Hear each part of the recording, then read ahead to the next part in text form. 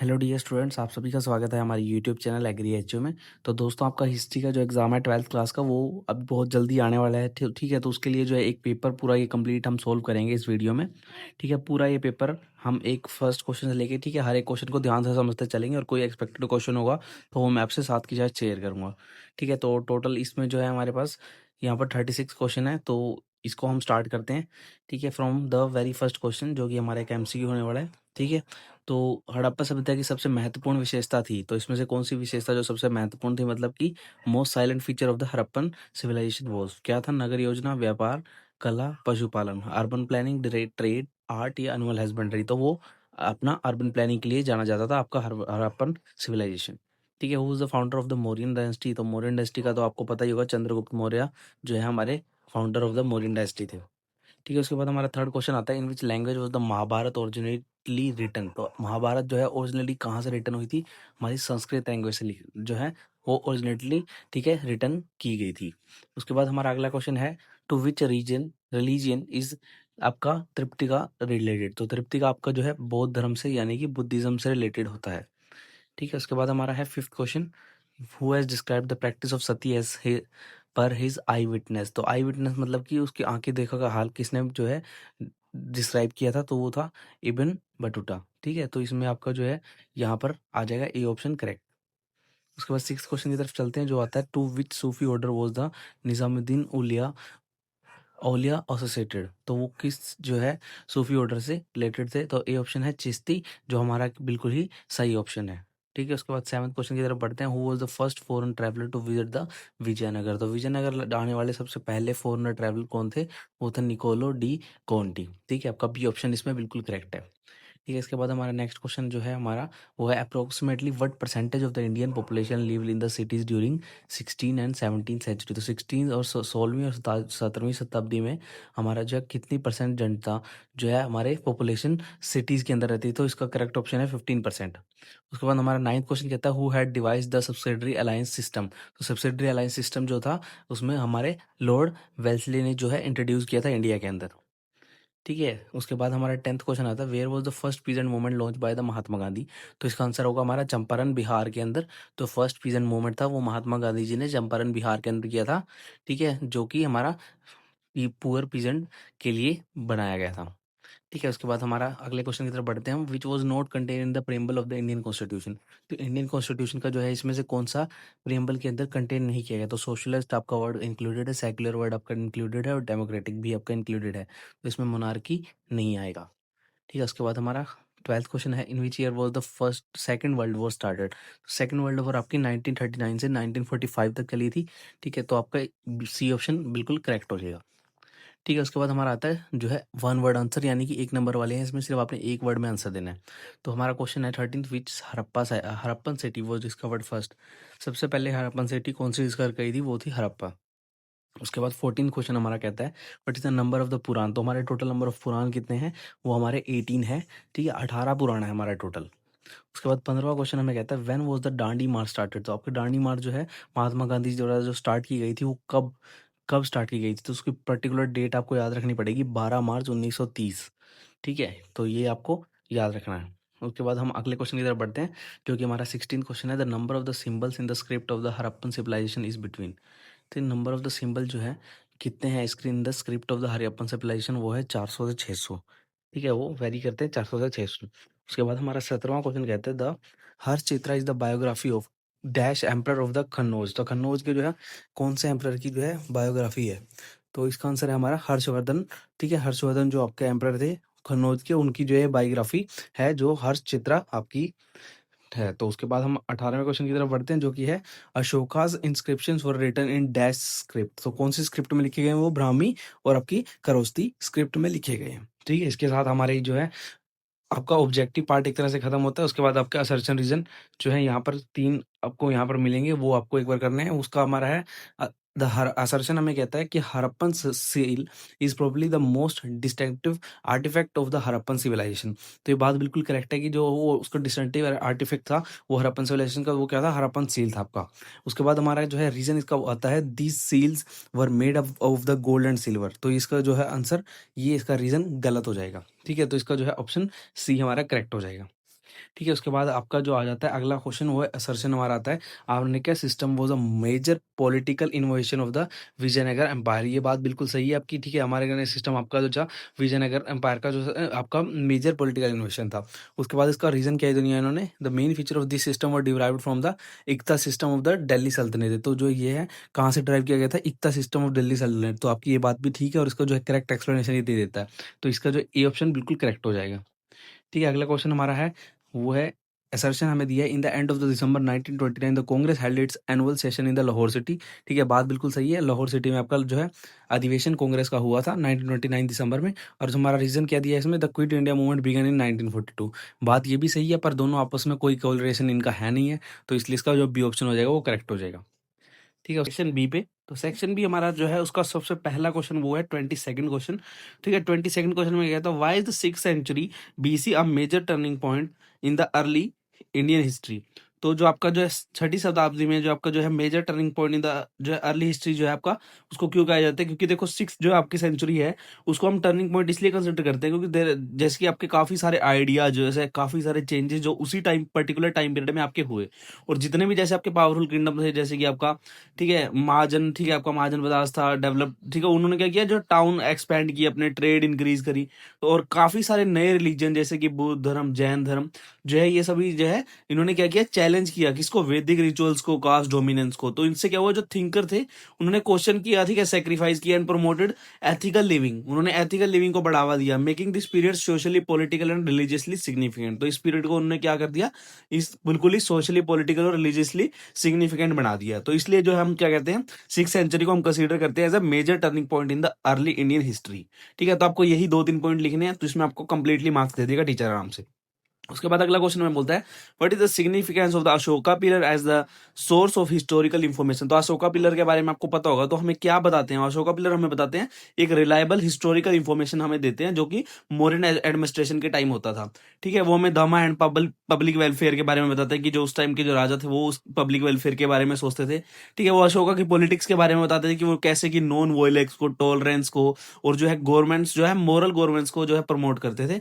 और क्या कहते हैं, वो हेल्प करते हैं हिस्टोरियंस को, ताकि वो पॉलिटिकल और रिलीजियस आइडियाज को समझ सके जो मौर्यन पीरियड के समय पे चलते आ रहे थे। ठीक है, तो आपको यही 2-3 बातें लिखनी है इसमें आपको। फिर आ जाता है कंपेटेंसी बेस्ड क्वेश्चन आपके, तो उसके में हमारा 23rd क्वेश्चन आता है, were the rulers in the early states only Kshatriya. Discuss करो।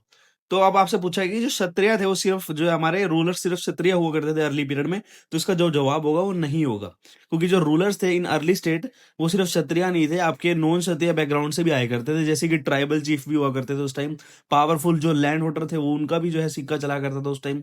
और जैसे कि बुद्धिस्ट जैसे कई टेक्स्ट है उन्होंने भी मेंशन किया कि जैसे different type of social groups थे। ठीक है, तो जो है पॉलिटिकल पावर ना हमेशा उस डिपेंड करती थी कि किसके पास कितनी जमीन है, कितने रिसोर्सेज हैं, कितनी मिलिट्री स्ट्रेंथ है, ना कि सिर्फ इस पे कि वो किस जो है राजा के घर में पैदा हुआ है, सिर्फ इस पे डिपेंड नहीं करता था। ठीक है, तो बस आपको ये बातें इसमें लिखनी है। उसके बाद हमारा है, how important were the gender difference in the early society. तो जो अर्ली सोसाइटी में जो जेंडर डिफरेंस था वो कैसा था, तो आपको पता है जो जेंडर डिफरेंस था वो बहुत ज्यादा से ही सिग्निफिकेंटली चला आ रहा है पुरानी समय से। ठीक है, तो मैन जनरली क्या करते थे, कंट्रोल करते थे, प्रॉपर्टी को कंट्रोल करते थे, आपके रिचुअल्स को कंट्रोल करते थे, और डिसीजन मेकिंग को भी कंट्रोल किया करते थे। पर जो वुमेन है वो एक जगह लिमिटेड किया जाता था कि वो घर तक ही सीमित रहेंगी। ठीक है, वो रिलीजियस लाइफ में पार्टिसिपेट कर सकती थी वुमेन, और जो है कुछ जो है स्कॉलर कुछ बहुत ही कम, मतलब जो है पढ़ने की तरफ जो उनको जो है दिया जाता था। और बाकी ये है कि जो जेंडर रोल है ना वो इनइक्वालिटी थी, मतलब ऐसा नहीं था कि आप बिल्कुल ही ये समानता है, ऐसा भी नहीं था। ठीक है, तो इसका आंसर आप कुछ ऐसे ही लिखेंगे। ठीक है, उसके बाद हमारा 24वां क्वेश्चन है, similarity and difference between the Beshara and the Bashara Sufi tradition. ठीक है, तो अब इसको कैसे लिखना है हम देखो, इसका सिमिलैरिटी और डिफरेंस पूछा, तो सिमिलैरिटी में आप क्या लिखेंगे, जो दोनों के दोनों थे वो क्या होते थे, बोथ स्ट्रेस डेफिनेशन तो गॉड, मतलब वो गॉड के डेविएशन अपना करते थे, लव उनकी तरफ शो करते थे, सर्विस देते थे टू द ह्यूमैनिटी। ठीक है, एंड द स्पिरिचुअल डिसिप्लिन भी वो शो करते थे। तो ये दोनों के बीच में सिमिलैरिटी आ जाती है। और डिसिमिलैरिटी की बात करें, डिफरेंस की बात करें, तो आपकी जो बेस अरिया सूफीज थे वो स्ट्रिक्टली क्या फॉलो करते थे, इस्लामिक लॉ करते थे, जिसको हम शरियात भी बोलते हैं, आपको पता होगा। और जो बीस शरीयत सूफीज थे वो क्या करते थे, वो इनर डिविएशन, मतलब कि अंदर के भगवान में बिलीव करते थे more than the important religious laws and rituals. ठीक है, तो इसका ये सिंपल सा डिफरेंस आ जाता है इन दोनों का, तो ये आपको लिख देना है। उसके बाद हम आगे बढ़ते हैं 25वें क्वेश्चन की तरफ। Write a short note on the Amara system of the Vijayanagar empire. तो विजयनगर एम्पायर का जो अमरनायक सिस्टम है उसके बारे में आपको लिखना है। ठीक है, तो अमरनायक सिस्टम आपका क्या कहता था, एक वो था, एक एडमिनिस्ट्रेटिव अरेंजमेंट की जाती थी उसमें, जहाँ पे आपका जो मिलिट्री चीफ है जिसको हम अमरनायक बोलते थे, उनको क्या कहते थे, लैंड दिया जाता था, किसके बदले में, मिलिट्री सर्विस के बदले में और रेवेन्यू कलेक्शन के बदले में। ठीक है, तो वो क्या करते थे, उनका काम ये होता था कि वो जो ट्रूप है उसको मेंटेन करते थे राजा के लिए। ठीक है, और वो जो है बाकी जो पूरा उसका जो राज्य है उसको कंट्रोल करने में मदद करते थे। तो ये सिस्टम उनको क्या करता था, जो ये सिस्टम था वो कहाँ से इंस्पायर हुआ था, ये आपका सिस्टम हुआ था, इंस्पायर हुआ था एकता सिस्टम, जो आपको पता होगा एकता सिस्टम से इंस्पायर्ड था ये। और क्या करता था, स्ट्रेंथ करता था आपकी सेंट्रल अथॉरिटी को। तो मतलब जो मेन पावर है जिसके हाथ में, उसको वो स्ट्रेंथ करने में मदद करता था। ठीक है, तो आपके अमरनायक सिस्टम के बारे में आपको ये सब जो है शॉर्ट नोट में आ सकता है लिखना। उसके बाद हमारा 26वां क्वेश्चन आया था कि examine the evidence that suggest that land revenue was very important for the Mughal physical system. तो आपको इसमें एविडेंस देना है कि लैंड रेवेन्यू बहुत ज्यादा जरूरी था। देखो अब सीधी सी बात है, जो लैंड रेवेन्यू था वो मेन इनकम का सोर्स हुआ करता था मुगल पीरियड में। ठीक है, तो उसमें जो है आपको पता होगा, लैंड जो उन्होंने क्या किया था अपने समय में, डिटेल लैंड सर्वे किए थे, डिटेल पूरा जानकारी माप तोल किया था उन्होंने, मेजरमेंट ली थी, जिसको हम जब्त सिस्टम कहते थे, आपको याद हो, जब्त जब्त कर लेते थे वो। ठीक है, and the classification of the land show its importance. ठीक है, तो इंपॉर्टेंस भी शो किया करता था लैंड वहाँ उस टाइम बहुत ज्यादा।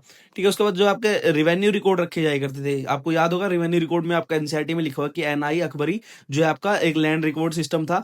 ठीक है, जो कि प्रूफ क्या करता था कि जो आपकी मोस्ट जो स्टेट के एक्सपेंस है वो उससे ही कवर हो रहे हैं, जैसे कि आपकी आर्मी का हो गया, एडमिनिस्ट्रेशन का हो गया, और वो ज्यादातर ही एग्रीकल्चर के ही रेवेन्यू पे डिपेंड करता था। तो ये इससे क्या हमें मतलब मिलता है, एविडेंस की जो है लैंड रेवेन्यू बहुत ज्यादा इंपॉर्टेंट चीज रोल प्ले करता था आपका मुगल फिजिकल सिस्टम के लिए। ठीक है, ये आपको लिख देनी है बात। उसके बाद हमारा 27वां क्वेश्चन की तरफ हम बढ़ते हैं। Why did the mutinous sepoys in many places turn to the east while ruler to provide leadership to the revolt.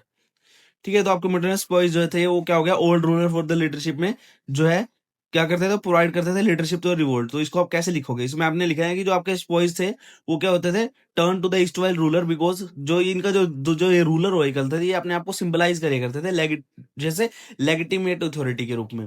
ठीक है, मतलब कि अपने आप का जो है रोब चलाना चाहते थे वो, तो क्या करते थे, they hope to restore the old kingdom. वो सोचते थे कि वो अपना पुराना राज्य को वापस ले लेंगे।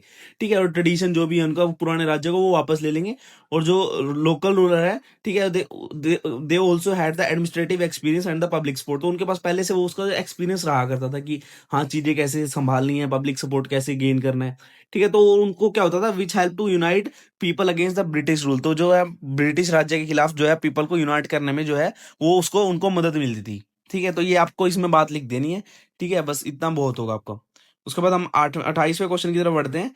28वां क्वेश्चन में कहता है, why was the Congress session of 1929 significant. बड़ा इंपॉर्टेंट है 1929 आपका लाहौर सेशन, बहुत ज्यादा इंपॉर्टेंट है। इसका क्वेश्चन हर बार देखने को मिलता है एग्जाम में।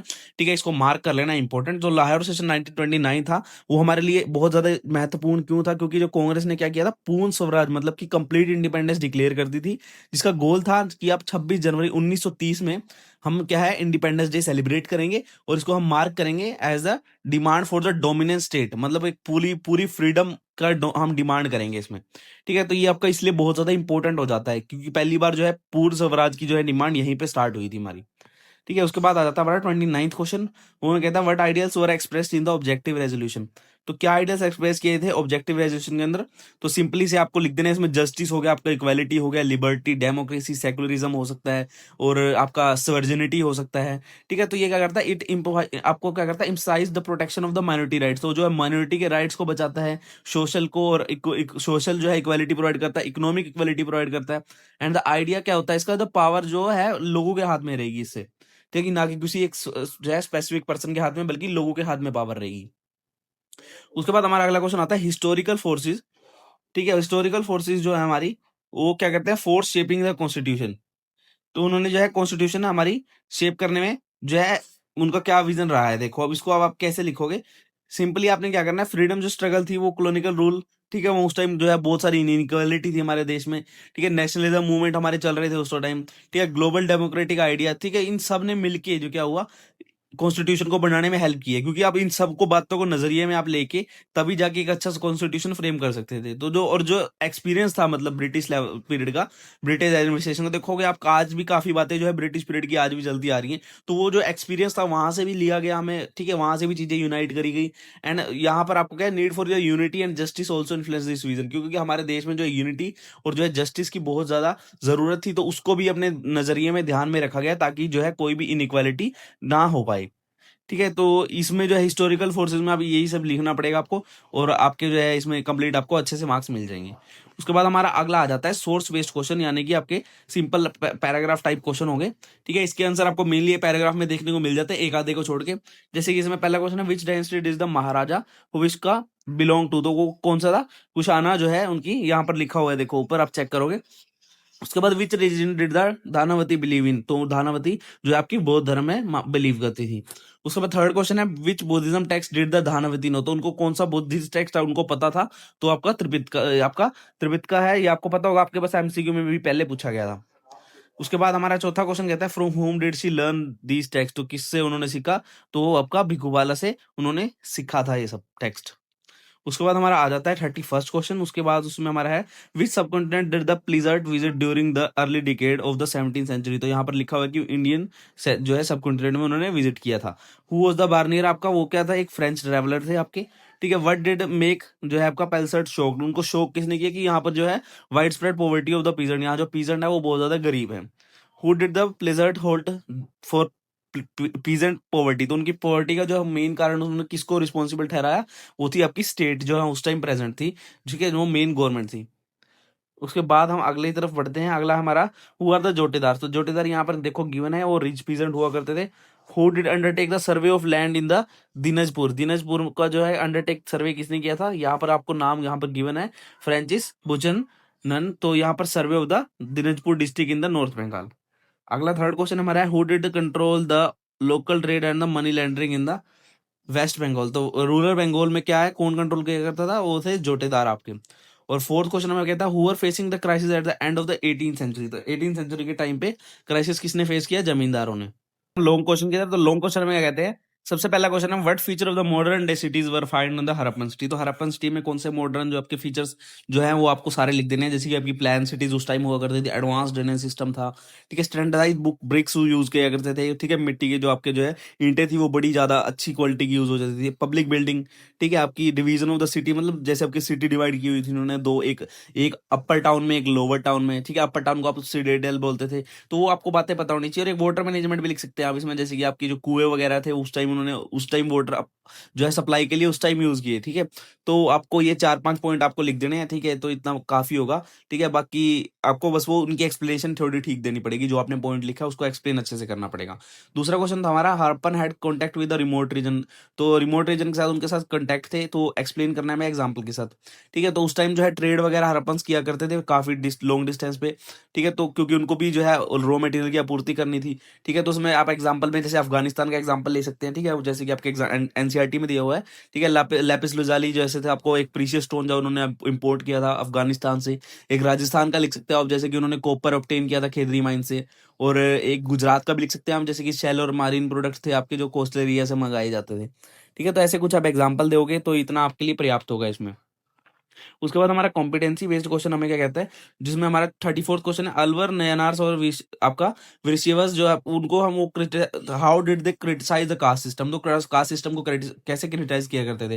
तो आपको पता है जो ये तीनों है ये इंपॉर्टेंट रिलीजियस रिफॉर्मर हुआ करते थे, जो कि भक्ति मूवमेंट से रिलेट जो है जुड़े हुए थे, एसोसिएटेड थे, ठीक है। तो आपके अलवर्स तो मेनली लॉर्ड शिवा को पूजते थे, ठीक है। आपके नयनार्स जो आपके लॉर्ड, ठीक है, लॉर्ड विष्णु को आपको अलवर्स पूजा करते थे, नयनार्स आपके लॉर्ड शिवा को पूजा करते थे, ठीक है। और आपका विरशिवस जो थे वो क्या कहते थे, जो है मूवमेंट किसके द्वारा लीड की जाती थी, वो आपकी भावेसना के द्वारा, जो कि कर्नाटका में था आपका। तो उन्होंने क्या किया था, अब इन सब का जो है अपने अपने फीचर है वो आपको थोड़े थोड़े लिखने पड़ेंगे, ठीक है। और थोड़ा थोड़ा आपको जो है criticism of the caste system के ऊपर भी आपको लिखना पड़ेगा कि उन्होंने कैसे, जैसे कि वो जो है भक्ति को ज्यादा अपने ऊपर मतलब एम्फोसाइज मानते थे rather than the birth based caste system. और जो है वो क्या करते थे, जो सेंट थे, मतलब जो समय जो संत थे, वो अलग-अलग कास्ट बैकग्राउंड से आया करते थे, डिफरेंट टाइप ऑफ जो है सोशल बैकग्राउंड हुआ करता था, चाहे वो छोटी जो है कास्ट के हों, चाहे वो कोई भी कास्ट से हों, उसका कोई भी लेना-देना उसमें नहीं होता था। तो ठीक है, वो इसलिए क्रिटिसाइज़ किया करते थे कास्ट सिस्टम को, और वहीं के वहीं वो क्या करते थे, सोशल डिस्क्रिमिनेशन और जो है इक्वालिटी को प्रमोट करते थे। सोशल डिस्क्रिमिनेशन को आपको अपोज़ किया करते थे कि वो मतलब उनके ग्रुप में अलाउड ही नहीं था उस टाइम, और जो है इक्वालिटी को वो क्या करते थे, प्रमोट किया करते थे, क्योंकि वो मानते थे कि जो सभी हैं लोग, वो भगवान के ही बच्चे हैं, ठीक है? तो ये उनकी जो थिंकिंग थी, ठीक है? और वो कोई भी ठीक है, पूजा करते थे, तो वो उसमें कोई भी कास्ट वगैरह का कोई भी जो है, उसमें कोई रोल नहीं होता था, ठीक है? इसलिए जो है उनको मेन जो है, हम मानते थे कि जो है ये क्रिटिसाइज़ करने के लिए आगे रहते थे कास्ट सिस्टम को। उसके बाद हमारा bhakti and the Sufi thinker use a different language to express their ideas, ठीक है? तो अब आपको पता होगा, यहाँ पर ये क्वेश्चन दिया है कि एनालाइज विद द इलस्ट्रेशन, ठीक है? क्योंकि आपको पता था, जो आपके जो सूफी और जो भक्ति सेंट थे, वो क्या किया करते थे, डिफरेंट लैंग्वेज का यूज किया करते थे। तो उससे क्या होता था, उसके फायदे क्या थे? सबसे पहला फायदा था कि आपको इजी अंडरस्टैंडिंग, आप आज भी जैसे पुरानी लैंग्वेज के पढ़ते हो, तो उसमें इजी अंडरस्टैंडिंग होती थी, जो लोकल भाषा में लोग आराम से समझ सकते थे, और ये उससे क्या होता थी, आपकी जनरल नॉलेज ज्यादा अच्छे से स्प्रेड होती थी। और उसमें क्या होता था, आपका स्प्रेड ऑफ डिविएशन, मतलब कि जो आपकी पोइट्री और जो आपके सॉन्ग थे लोकल लैंग्वेज में, वो आपका आइडिया ज्यादा जल्दी पकड़े करते थे, बल्कि मतलब उससे जो है लोग ज्यादा कनेक्टेड आपको फील करते थे, और कल्चरल कनेक्शन होता था, जो कि जैसे कि रीजनल लैंग्वेज जैसे reflect local culture and the tradition, तो लोकल लैंग्वेज और ट्रेडिशन को रिफ्लेक्ट करती थी, आपकी कल्चरल कनेक्शन होता था उससे, ठीक है? तो आपको ये पॉइंट लिख देना है, और उसमें एग्जांपल में आप कैसे लिखोगे, जैसे कबीर दास जी आपके थे, वो हिंदी लैंग्वेज यूज किया करते थे, गुरु नानक जी पंजाबी लैंग्वेज का उस टाइम यूज किया करते थे, और काफी सारे सूफी सेंट हैं जिन्होंने पर्शियन और रीजनल लैंग्वेज में भी लिखा है। तो आपको ये बातें लिखनी होगी, विद एग्जांपल एक्सप्लेन करना होगा आपको। उसके बाद हमारा नेक्स्ट क्वेश्चन बढ़ते हैं 35। Why did the rebellion want to what extent did the vision of the different social group differ? तो काफी जो डिफर करते थे, आपको तो ये बात तो पता ही होगी, जैसे आपके पास डिफरेंट टाइप ऑफ ग्रुप्स थे उस टाइम 1857 के टाइम में, जैसे आपके सिपोइज थे, पीजेंट थे, जमींदार थे, रूलर्स थे, ठीक है? तो हर एक का अपना एक जो है एम हुआ करता था, हर एक अपना टारगेट अचीव करना चाहता था। जैसे अब रेबल्स थे, तो उनको क्या चाहिए था कि जो है ब्रिटिश रूल का एंड हो जाए, ठीक है? वो जो है अपना खुद का राज वापस चाहते थे, और जो है वो जो अपना धार्मिक एजेंडा था उसको बचाना चाहते थे, protection of the religion and the social custom. और काफी जो है, काफी लोगों की जो है विजन वैरी करती थी, जैसे सिपोइज थे, उनको बेटर सर्विस चाहिए थी, और मतलब वो अपने आप को जो है उनको एक अच्छी पे मिले, ठीक है? और प्रोटेक्शन ऑफ द रिलीजियस आपकी जो है प्रैक्टिस।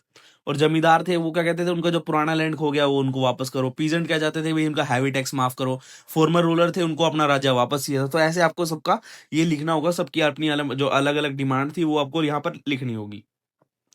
उसके बाद हमारा जो है लास्ट क्वेश्चन है इस जो है पेपर का, ठीक है? वो हमारा कहता है discuss the cause of the revolt of 1857। अब रिवोल्ट ऑफ 1857 आपका क्या करता था, ये बड़ा मेन क्वेश्चन है, हर बार एग्जाम में आता है। 1857 आपका जिसका क्राइसिस हुआ था, इसमें आपके 4-5 पॉइंट मेन बनते हैं, वो आपको लिखने होंगे। जैसे पॉलिटिकल क्राइसिस आपका किस वजह से हुआ था, doctrine of lapse and annexation policy, जो कि भारतीय जो राजाओं थे जितने भी, उनको सबको उन्होंने बड़ा परेशान किया, तो इसका जो है सबसे बड़ा कारण ये भी बनता है।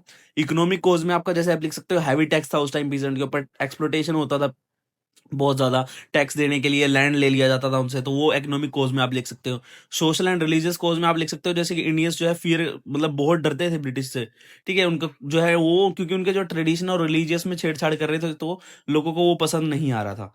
उसके बाद हमारा लास्ट बनता है मिलिट्री कॉज़, जैसे कि काफ़ी जो है, काफ़ी पे अच्छी नहीं थी, सर्विस कंडीशन अच्छी नहीं थी, ठीक है? तो उन्होंने वो जैसे ग्रीस कार्चेज जो है, कार्टेज आपका इंट्रोड्यूस कर दिया था, जो कि रेवोल्यूशन को जिन्होंने ट्रिगर किया, जिसमें बाद में मंगल पांडे जी वगैरह सभी जो है इन्वॉल्व हो गए थे, तो वो भी बहुत बड़ा कारण बनता है आपके रिवोल्ट ऑफ 1857 का। तो इस तरह से आप कुछ पॉइंट लिखेंगे, तो आपका जो है ये क्वेश्चन बड़ा अच्छा चला जाएगा, ठीक है? तो हमने इस पेपर में डिस्कस किया पूरा हिस्ट्री का पेपर। होप अपना जो है आप इसको पेपर को बड़ा ध्यान से करेंगे। एक बार आप खुद से दोबारा से इसको जो है रीड आउट करना। इसके आंसर की आपको हमारे टेलीग्राम चैनल पे अवेलेबल है, आप वहां से ज्वाइन करके इसके आंसर की भी देख सकते हैं।